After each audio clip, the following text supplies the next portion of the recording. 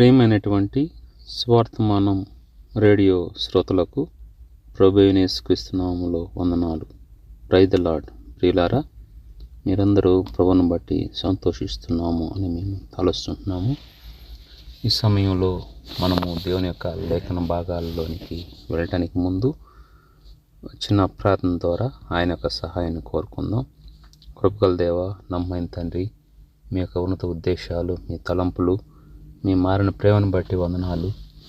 కొంత సమయం మేము మీ యొక్క దయగల లేఖన భాగాలని ధ్యానించాలని ఆశపడుతుండగా నాయన, మీరు మీ తలంపులతో మమ్మల్ని తృప్తిపరచండి. మాకు కావలసినటువంటి ప్రతి విధమైనటువంటి సమాధానాన్ని మీ యొక్క లేఖన భాగాల నుంచి అనుగ్రహించండి. మీరు మాతో మీరు మాట్లాడండి. మేము నా తండ్రి మీ వాక్యాన్ని చదువుతుండగా పరిశుద్ధాత్మ మీ యొక్క సహాయాన్ని మేము చూడగలటానికై కృప చూపండి. అయినా మీరు మాట్లాడకపోతే మేము మీ సన్నిధిలో గడపటం వ్యర్థమే. మేము మీ స్వరం వినకపోతే దానివల్ల మాకు ఎటువంటి ఉపయోగం ఉండదు. ప్రభా, మీ స్వరం వినగలిగే కృపను మాకు అనుగ్రహించండి, సహాయపడండి. మాతో మాట్లాడండి. ఈ మాధ్యమం ద్వారా ఎవరైతే వింటున్నారో వారితో మీరు మాట్లాడండి. మీ ఒక మాట మా యొక్క జీవితాల్లో ఎంతో ప్రోత్సాహం, ఎంతో శక్తి, ఎంతో సామర్థ్యాన్ని ఇచ్చే మాటలు నాయన. అన్ని సమయాల్లో మీ వాక్యాన్ని గౌరవిస్తూ దాన్ని కనపరుస్తూ ముందుకు వెళ్ళడానికై సహాయపడాలని యేసు నామములో ప్రార్థించి వేడుకొంచున్నాం తండ్రి, ఆమేన్. ప్రియులారా, ఈ సమయంలో మనము లూకా సువార్త 7వ అధ్యాయం నుంచి కొన్ని మాటలు మనం చదువుకుందాం. దేవుడు మనతో ప్రత్యేకంగా మాట్లాడాలని ఆశపడుతూ ఉన్నాడు. ఆయన ఆశగల ప్రాణాన్ని తృప్తిపరిచేవాడు. మనకి ఈ విషయము చాలా స్పష్టంగా తెలుసు. కాబట్టి ఆయన పిల్లలంగా ఆయన యొక్క స్వరం విందాం, ఆయన మహింపరుద్దాం, ఆయన ఘనపరుద్దాం. ఆయన మాటలో ఉన్నటువంటి శక్తిని మనము గుర్తిరుగుతూ వస్తుంటున్నాం. కాబట్టి ఈ సమయంలో లూకా సువార్త 7వ అధ్యాయము 1వ వచనం నుంచి కొన్ని వచనాలు మీతో చదవాలని, లేకుంటే మీకు చదివి వినిపించాలని ఆశపడుతున్నాను. ఆయన తన మాటలని ప్రజలకు సంపూర్తిగా వినిపించిన తరువాత కపెర్నహూములోనికి వచ్చెను. ఈ కపెర్నహూము అనే ఒక ప్రాంతానికి ఆయన వచ్చాడు. అక్కడ ఒక సంఘటన జరిగింది. ఆ సంఘటన ఏంటి అనేది మనం చూస్తాం. 2వ వచనం, ఒక శతాధిపతికి ప్రియుడైన దాసుడు ఒకడు రోగి అయి శావసిద్ధమై ఉండెను. ఆ శతాధిపతి, శత అంటే 100, ఈ 100 మంది మీద అధిపతి అయినటువంటి ఒక అధిపతి యొక్క దాసుడు, అతని పరిస్థితి ఏంటంటే చావటానికి సిద్ధంగా ఉన్నాడు. సో అటువంటి పరిస్థితుల్లో తను గురించి ఒక వర్తమానం దేవుని యేసు ప్రభువు వద్దకు తీసుకురావటం అనేది మనం చూస్తాం. సో 3వ వచనంలో చూస్తాం, శతాధిపతి యేసును గూర్చి విని ఆయన వచ్చి తన దాసుని స్వస్థపరచవాలని ఆయన్ను వేడుకొనుటకు యూదుల పెద్దలను ఆయన యొద్దకు పంపెను. ఇక్కడ శతాధిపతి కాబట్టి ఆయన అధికారంలో ఉన్నాడు. కాబట్టి ఆయన కింద అనేకమైన జనం ఉన్నారు. కాబట్టి అతను యేసు ప్రభు ద్వారా ఈ యొక్క కార్యం చూడాలని ఆశపడ్డాడు. సో ఆయన వచ్చి తన దాసుని స్వస్థపరచవాలని ఆయన్ని వేడుకోవటానికి ఎవరిని పంపించాడంటే యూదుల పెద్దలను ఆయన దగ్గర పంపించాడు. ఇప్పుడు వారు అక్కడ యేసు ప్రభు వద్దకు వచ్చారు. 4వ వచనంలో చూస్తే, వారు యేసు వద్దకు వచ్చి, నీ వలన ఈ మేలు పొందుటకు అతడు యోగ్యుడు, నీ వలన ఈ మేలు పొందుటకు అతడు యోగ్యుడు అని యేసు ప్రభుతో చెప్తా ఉన్నారన్నమాట. ఇక్కడ విషయాన్ని గమనించాలి. శతాధిపతి యొక్క దాసుడు అటువంటి భయంకరమైన రోగంలో ఉన్నప్పుడు ఈ శతాధిపతికి ఎక్కడికో వెళ్ళాలన్న ఒక ఆలోచన కంటే యేసు ప్రభు దగ్గరికి వెళ్తే బాగుపడతాడన్న ఆలోచన తనకుంది.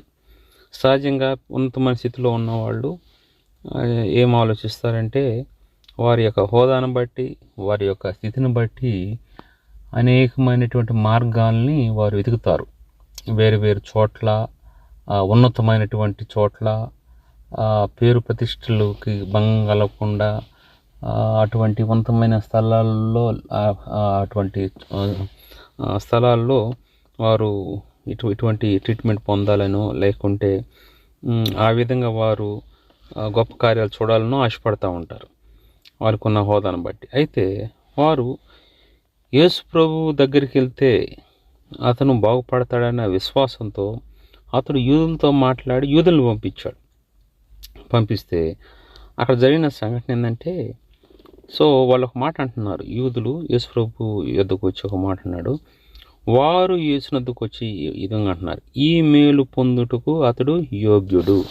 ఈ మేలు పొందుటకు అతడు యోగ్యుడు. ఈ మేలు పొందటానికి అతను యోగ్యుడంటే తన దాసుడు స్వస్థత పొందాలి కాబట్టి, మరణానికి దగ్గరగా ఉన్నాడు కాబట్టి, మరణించడానికి సిద్ధంగా ఉన్నాడు కాబట్టి అతను ఈ మేలు పొందటానికి యోగ్యుడు. నీ ద్వారా అతను స్వస్థపరచబడాలనే ఆశతో ఉన్నాడు. సో దానికి యోగ్యుడు అతను అని అంటున్నాడు. దేనికి యోగ్యుడు, ఏ కారణాన్ని బట్టి అతడు యోగ్యుడని వీరు చెప్తా ఉన్నారు, మనం చూడాలి. సో 5వ వచనం చూస్తాం. అతడు మన జనులను ప్రేమించి మనకు సమాజ మందిరము తానే కట్టించినని ఆయనతో చెప్పి మిక్కిలి బతిమాలు కొనిరి. ముందేమో ఆయన మేలు పొంద యోగ్యుడని చెప్పారు. తర్వాత 5వ వచనంకి వచ్చినప్పుడు ఆయన్ను మిక్కిలి బతిమలాడుకున్నారంట. యేసు ప్రభుని బతిమలాడారు. అంటే ఇక్కడ మనం గమనించాల్సిందంటే ఈ బతిమలాడటము అనేది ఈజ్ నథింగ్ బట్ ప్రేయర్. ఇక్కడ బతిమలాడటం అనేది ప్రార్థన, ఏదో కాదు కానీ ప్రార్థన అది. కాబట్టి యేసు ప్రభు దగ్గర వారు ప్రార్థన చేస్తూ ఉన్నారు. ఎవరిని బట్టి ప్రార్థన చేస్తున్నారు? ఎవరి కొరకు ప్రార్థన చేస్తున్నారు? ఆ యొక్క శతాధిపతి యొక్క దాసుని విషయంలో ప్రార్థన చేస్తూ ఉన్నారు. ఎవరిని చూపిస్తూ ఉన్నారు? శతాధిపతిని చూపిస్తూ ఉన్నారు. చూపిస్తూ అతని దాసుడికి ఈ విధంగా ఉంది కాబట్టి అతను స్వస్థత మీరు చేయాలి. ఎందుకంటే ఈ యొక్క యజమానుడు, ఆ శతాధిపతి చాలా మంచి పనులు చేశాడు. ఏం పనులు చేశాడంటే అతడు మన జనులను ప్రేమించాడు. అతడు మన జనులను ప్రేమించి సమాజ మందిరం తానే కట్టించాడు. అంటే సంఘాన్ని కట్టించాడు, మందిరాలను కట్టించాడు. అతను సమాజ మందిరము లేకుంటే సంఘము, చర్చి అతను కట్టించాడు అన్నమాట. అతను ఒక సంఘాన్ని కట్టించాడంటే తనకు ఆసక్తి ఉంది ప్రభు విషయాల్లో, అతనికి ప్రభు పని విషయాల్లో పట్టింపు ఉంది. తను మంచి మనసు కలిగిన వ్యక్తిగా ఉన్నాడు. అంటే అతను గుడ్ వర్క్స్ అతని మంచి పనులు అక్కడ మనం చూడగలుగుతాం అన్నమాట. అతని మంచి పనులు అక్కడ మాట్లాడుతూ ఉన్నాయి. అతని మంచి పనులు అతన్ని యోగ్యుడని చెప్పటానికి కారణం అవుతూ ఉన్నాయి. ఇప్పుడు వారు అతడు యోగ్యుడు అని ఏ విధంగా చెప్తున్నారంటే, దేన్ని బేస్ చేసుకొని చెప్తా ఉన్నారంటే అతను చేసినటువంటి క్రియలను బట్టి, ఆ మందిరాన్ని కట్టించాడు కాబట్టి, సమాజ మందిరాన్ని కట్టించాడు కాబట్టి, సో అతని క్రియను బట్టి అతను యోగ్యుడని చెప్తా ఉన్నారు. అంటే ఇక్కడ ఒక విషయం గమనించాలి. ప్రభువు లేకుండా, మన జీవితాల్లో ప్రభువు లేకుండా మనం చేసే ప్రతి క్రియ కూడా అది మురికి పేలిక. మంచి పనులన్నీ కూడా మురికి పేలికలు అని అంటాడు. అయితే ప్రభువును కలిగి మనం చేసే ఒక క్రియలు అవి గుడ్ వర్క్స్. ఆ యొక్క క్రియలు దేవుని నామాన్ని మహింపరుస్తాయి అన్న విషయాన్ని మనం గమనించాలి. అయితే ఇక్కడ అతను దేవుని కలిగి ఉన్నాడు అని మనం గమనించవచ్చు. సమాజ మందిరం కట్టించాడంటే, ఒకవేళ క్రైస్తవులకు వ్యతిరేకంగా ఉన్న వ్యక్తి అయితే ఆ విధంగా కట్టించడు. అతను ఒకవేళ క్రైస్తవుడా అనేది మనకు క్లియర్గా ఇక్కడ చెప్పలేదు. కానీ అతని క్రియలు అనేది వాళ్ళు తీసుకొస్తా ఉన్నారనమాట. కాబట్టి ఈ విషయంలో మనం ఏం గమనించాలంటే, మన జీవితాల్లో మనము క్రియలు చూపించలేనటువంటి విశ్వాసంతో ఉంటే ఉపయోగం లేదు. మన జీవితంలో మనము క్రియలు అనేది చూపించాలి. ఆ క్రియలు మనకి ఎంతో ఉపయోగకరంగా ఉంటాయి, దేవుని నామానికి మహిమకరంగా ఉంటాయి, దేవుని చూపించే విధంగా ఉంటాయి. ఈ యూదులు వెళ్ళి ఆ మాట చెప్పగలుగుతున్నారంటే వారు ఆయనలో ఉన్నటువంటి క్రియల్ని గమనించారు, ఆయన చేసినటువంటి కార్యాలను గమనించి ప్రభు దగ్గర బ్రతిమలాడుకుంటున్నారు, అంటే ప్రభువు మొరపెడతా ఉన్నారు. మనం ఏం చేయాలంటే ప్రభు పిల్లలంగా ఇక్కడ నాకు ఉద్దేశం ఏంటంటే, ఎప్పుడైతే మనము అనేక మంది ద్వారా అనేక విషయాలు వచ్చి మనం తెలుసుకుంటామో, ఇప్పుడు అక్కడ ఉన్నటువంటి యూదులు యేసు ప్రభు యొద్దకి ఒక ప్రార్థనాంశాన్ని లేకుంటే ఒక రిక్వెస్ట్ని ప్రభు దగ్గర ఉంచుతూ ఉంటున్నారు అనమాట. అది శతాధిపతి వచ్చి వాళ్ళని అడిగాడు కాబట్టి వారు వెళ్ళి ప్రభుని అడుగుతూ ఉన్నారు. ఇప్పుడు శతాధిపతి స్థలంలో ఇంకొకరు ఎవరైనా ఉండవచ్చు. ఇప్పుడు మనకి దగ్గరికి అనేక మంది రావచ్చు, ప్రార్థన చేయండి దీని గురించి, మనకి ఎవరైనా చెప్పవచ్చు దీని గురించి ప్రార్థన చేయమని. మనము ప్రభు దగ్గర మొరపెట్టాలి. ఏ విధంగా శిష్యులు మొరపెట్టారో, బతిమలాడారో, ఏ విధంగా వారు అనేక విషయాలు కోట్ చేస్తూ వచ్చారో, ఆ విధంగా మనము ప్రభు దగ్గర మొరపెట్టాలి, ఆయన బతిమలాడుకోవాలి. వేరే వాళ్ళ విషయంలో మనము అడగాలి. అంటే మనం మధ్యవర్తులంగా ప్రభు ఎవరైతే అవసరతలో ఉంటారో వారి విషయంలో మనము మొరపెట్టాలి. అప్పుడు గొప్ప కార్యాలు మనం చూడగలుగుతాము. దేవుని నామము మహింపరచడం అనేది మనము చూడగలుగుతాం అన్నమాట. అప్పుడు అక్కడ జరిగినటువంటి 6వ వచనంలో ఈ విధంగా ఉంది.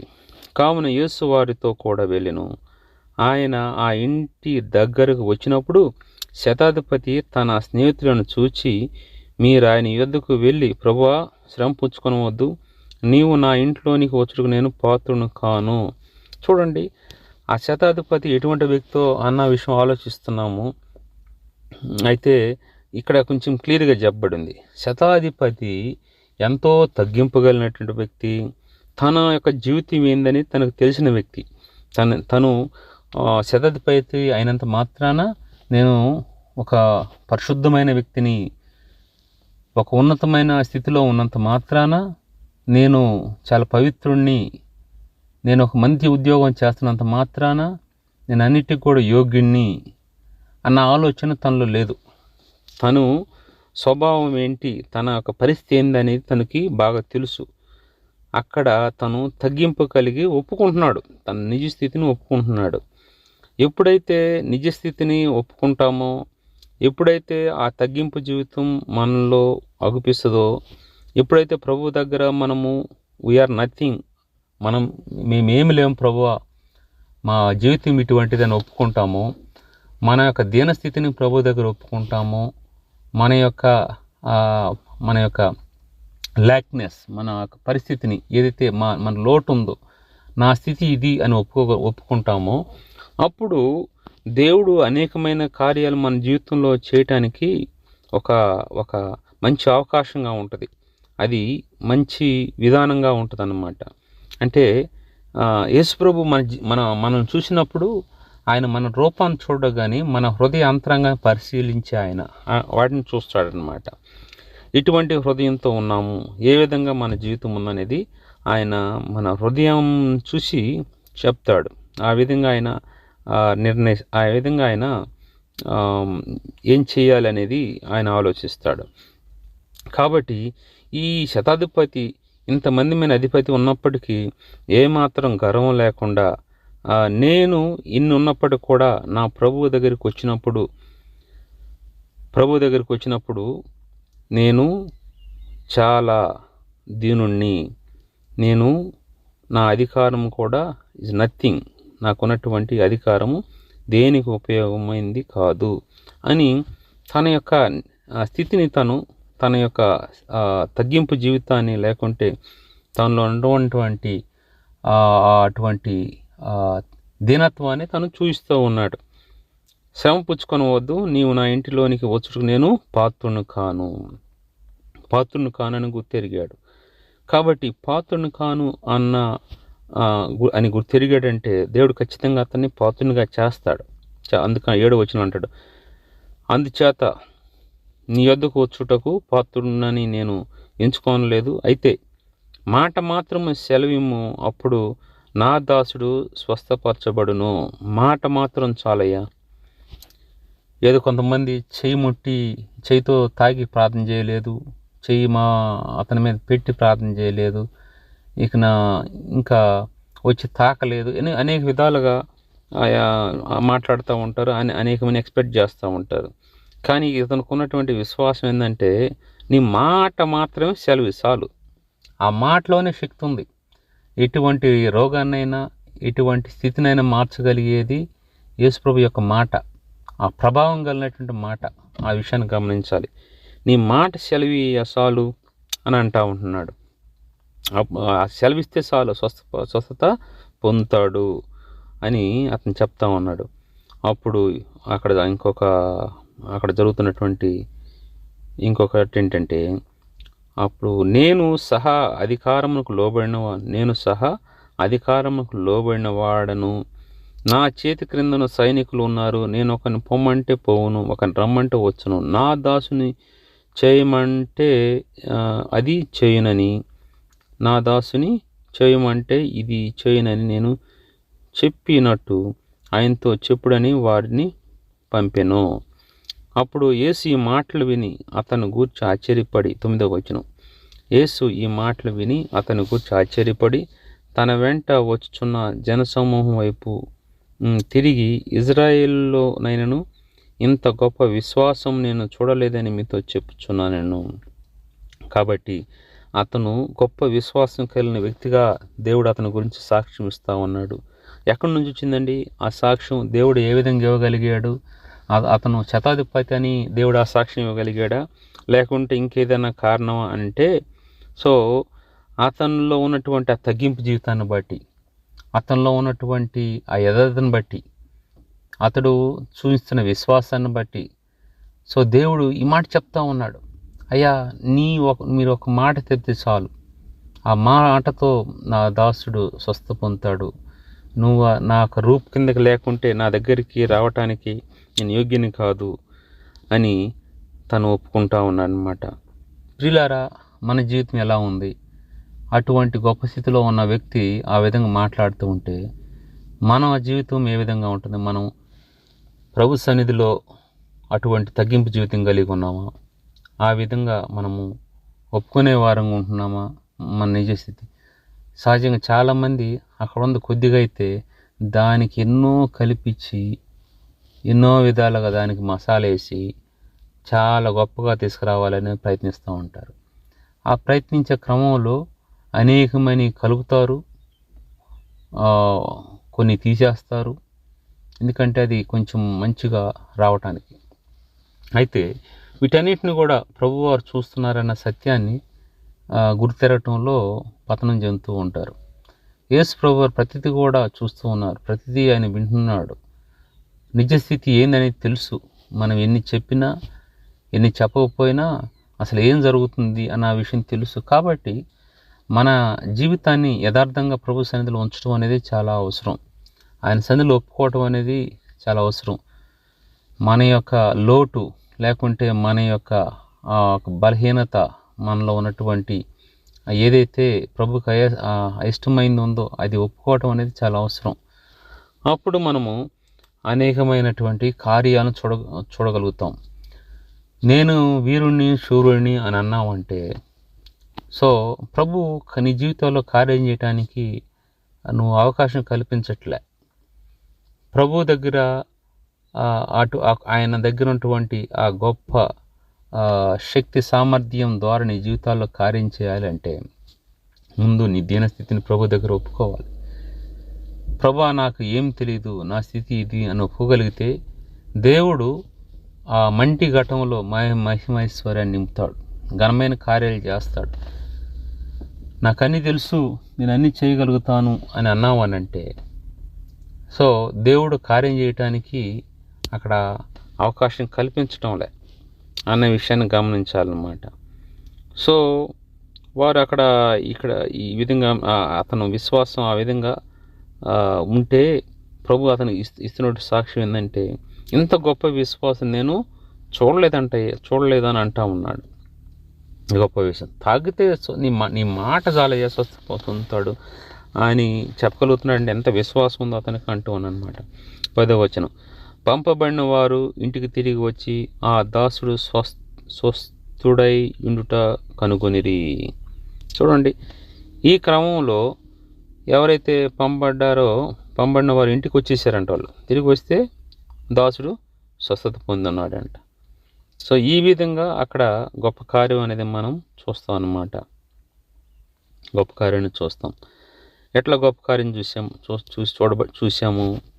ఏ విధంగా కార్యం జరిగిందంటే, తన యొక్క తగ్గింపు, శతాధిపతి ఆ ఉన్నతమైన స్థితిలో ఉన్న వ్యక్తి తన యొక్క దీనస్థితిని, తన యొక్క తగ్గింపుని, తను ఎటువంటి వ్యక్తి అని గుర్తెరిగి, తన నిజ స్థితిని తను గుర్తెరిగి ప్రభు సన్నిధిలో ఒప్పుకుంటూ ఉన్నాడు.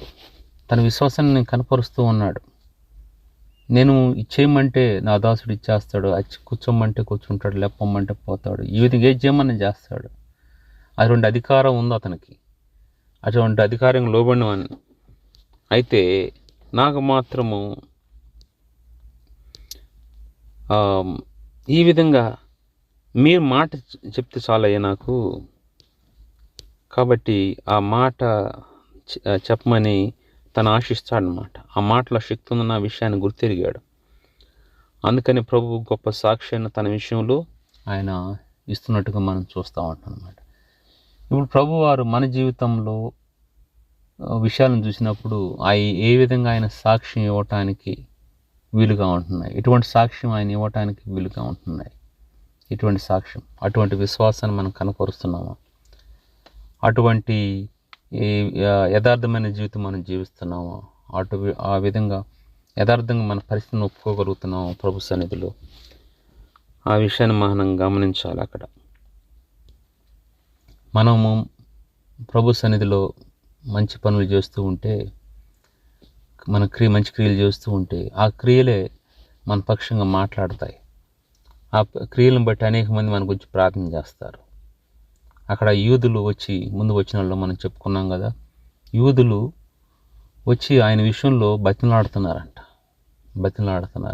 ఆ బతిమలాడటం అనే మాట ఎట్లా వచ్చిందంటే, అతను చేసిన క్రియలను బట్టి వచ్చింది. లేకుంటే వాళ్ళు పట్టించుకునేవాళ్ళు కాదు. వాళ్ళు పెద్ద బతిమలాడాల్సిన అవసరం లేదు. ఏదో ఒక మాట చెప్పేసాం లేదు, నువ్వు చెప్పావు కాబట్టి చెప్పాము అని అనొచ్చు. కానీ వాళ్ళు బ్రతిమలాడుతున్నట్టుగా దేవుని యొక్క లేఖన భాగాలు చదివిస్తూ ఉన్నాయి. కాబట్టి క్రియలు అవసరం. విశ్వాసంతో సహా క్రియలు కూడా అవసరం. ఆయనకి ఆ విశ్వాసం ఉంది, ఆ క్రియలు ఉన్నాయి. అటువంటి విశ్వాసం ఉండబట్టి దేవుడు అతని విషయంలో సాక్ష్యం ఇస్తూ ఉన్నాడు. నా విశ్వాసాన్ని బట్టి దేవుడు ఏ విధంగా సాక్ష్యం ఇవ్వగలుగుతున్నాడు, ఏ విధంగా సాక్ష్యం ఇస్తాడు, మనం ఆలోచన చేయాలి. ఆలోచన చేసినప్పుడు మనము గొప్పగా, అంటే ఆ ఆలోచన, మనం చేసినటువంటి ఆలోచన మనకి కొన్ని విషయాలు నేర్పిస్తానమాట. కొన్ని స్టెప్స్ తీసుకోవటానికి ఆలోచన బట్టి నాకు ఇది లోటు ఉందా, నేను దానికి ఈ విధంగా ఉండాలి, ఈ విధంగా ఇంప్రూవ్ కావాలి అని మనం ఆలోచించగలుగుతాం అన్నమాట. ఆలోచన లేకపోతే మనం ఏమీ చేయలేమన్న విషయాన్ని గమనించాలన్నమాట. అక్కడ ఒక విషయం మీతో దేవుని యొద్ద మేలు పొందటానికి నేను యోగ్యులంగా ఉన్నామా? వారు యేసునందుకు వచ్చి ఈ మాట అన్నారన్నమాట. ఈ మేలు పొందటానికి అంటే తన దాసుడు స్వస్థపరచబడటానికి అతని యోగ్యమైన కార్యాలు చేశాడు అన్నప్పుడు, నేను ప్రభు యొద్ద పొందటానికి, ప్రభు యొద్ద ఏదైతే అవసరమో, మన జీవితాల్లో ఏదైతే లోటు ఉంటుందో, ఏది కావాలనుకుంటున్నామో అది పొందటానికి మనం యోగ్యులంగా ఉన్నామా అన్న విషయం మనం ఆలోచించాలి. సో మనం యోగ్యులంగా లేకుండా చేయటానికి, యోగ్యం లేకుండానికి కారణం ఏమై ఉంటుంది? యోగ్యమైన వ్యక్తులంగా చేయకుండా ఉండే కార్యాలు ఏ విధంగా మన జీవితాల్లో ఉన్నాయి, ఏవి అడ్డంకిగా ఉన్నాయి అన్న విషయాన్ని మనం గమనించాలి. అప్పుడు మనము గొప్ప కార్యాలని ప్రభు మన పక్షంగా చేయడం అనేది మనం చూస్తాం. ప్రియమైనటువంటి సహోదరి సహోదరుడా, ఈ విషయాన్ని గమనించాలి. ఏ విధంగా ఉన్నాం మనము అనేక మంది పక్షంగా బతిలాడే వారంగా ఉంటున్నామా, ప్రార్థించే వారంగా ఉంటున్నామా? అదేవిధంగా క్రీస్తులు మనం చేసే క్రియలు మనల్ని యోగ్యులంగా నిలబెడుతున్నాయా? మనలో ఆ శతాధిపతిలో ఉన్నటువంటి ఆ తగ్గింపు జీవితం అనేది, యథార్థ అనేది మనలో ఉందా? మనం పరీక్షించుకోవాలి. ప్రభు ఎడల అతను కలిగినట్టు విశ్వాసం మనం కలిగి ఉన్నామా? మనం చూడాలి, గమనించాలి. అక్కడ మనం చేసే పనులు అనేక మంది మన విషయంలో మొరపెట్టే విధంగా, బతిలాడే విధంగా చేయగలుగుతున్నాయా అన్న విషయాన్ని గమనించాలి. కాబట్టి ఈ విధంగా మనం జీవిస్తున్నప్పుడు దేవుని నామానికి మహిమ కలుగుతుంది. సో అక్కడ రిజల్ట్ ఏమొచ్చింది తెలుసా? స్వస్థత కార్యం జరిగింది. అక్కడ స్వస్థత కార్యం జరిగింది అనమాట.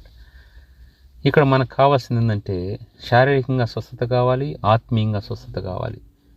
ఎంతోమంది అటువంటి రోగంతో ఉన్నారు. ఇక్కడైతే ఇతను శారీరకంగా, ఆ దాసుడు శారీరకమైన రోగంతో ఉన్నాడు, సావచ్యుద్ధమై ఉన్నాడు అని ఉంటుంది అక్కడ. అయితే మనము ఆత్మీయంగా అనేక మంది కూడా